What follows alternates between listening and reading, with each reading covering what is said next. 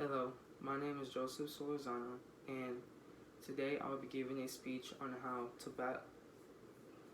Hello, my name is Joseph Solorzano, and today I will be giving a speech on how the tobacco companies make billions of dollars off its customers every year by selling its harmful products.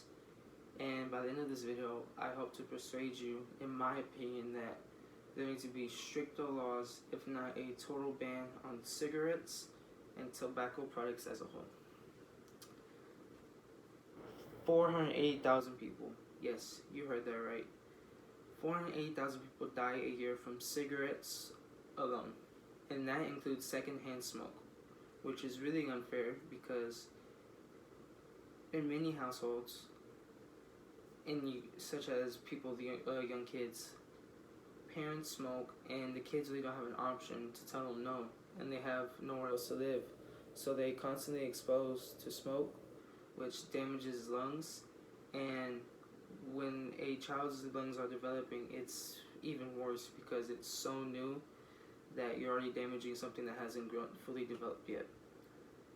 And some more facts is that life expectancy for smokers is 10 years shorter than non-smokers.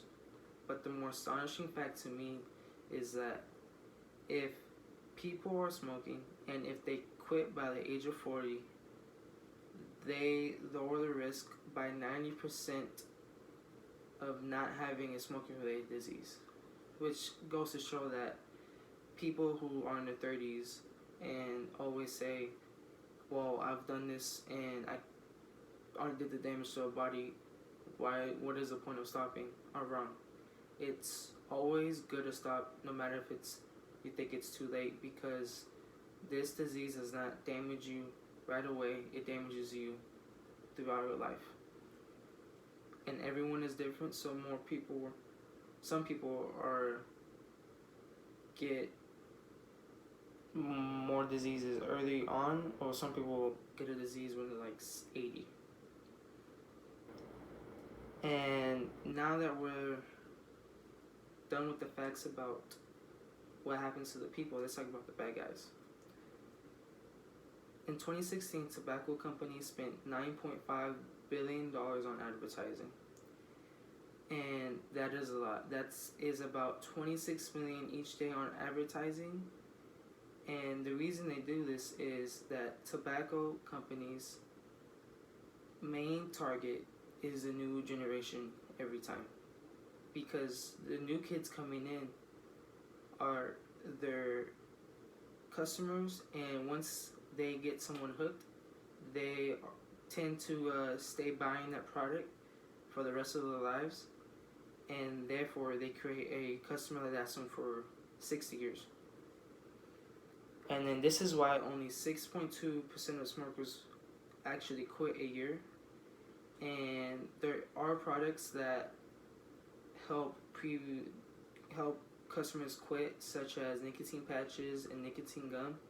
But reading through forums and doing my research, I have concluded that many people who have tried that route ended up going back because it never compared to the actual feeling of holding a cig. Some people even said that it did urine their taste for nicotine, but they just couldn't get the same satisfaction without holding a cig in their hand and lighting it. And the sad truth is that tobacco companies know they are killing their own customers, and they even are required by law to put lettering and pictures of that on the packaging saying that this product is dangerous and it could lead to death. But the sad truth is that it's a money game. Tobacco companies are in it for money, and the 6 big companies made a total revenue of $35.1 billion last year. And although there are some laws in place, such as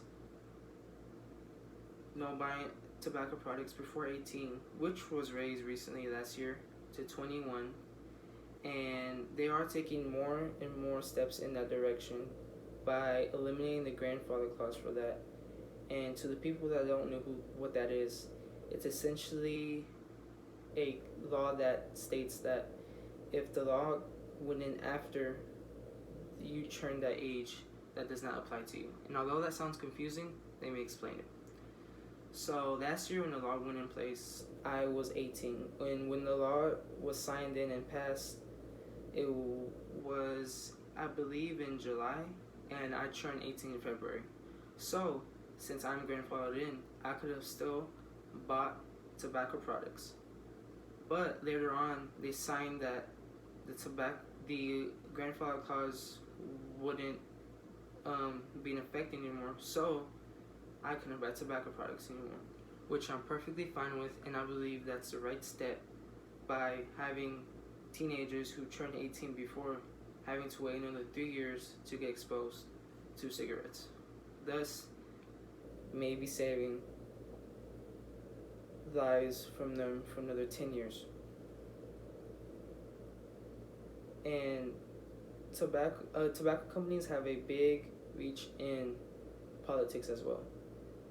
They are known to don millions and millions a year to politicians in order to have them on the side and not vote on the big controversial laws that will either eliminate them completely or make it even harder to sell.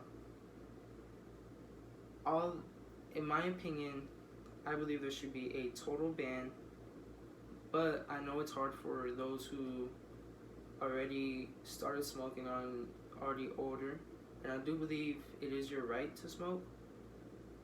And I do believe that although the age is 18, people will have the curiosity to just say, I've never tried it before. And I do respect that it is your right, but if we had a total ban, no one would have that urge to try it. And therefore, no one would ever pick one up.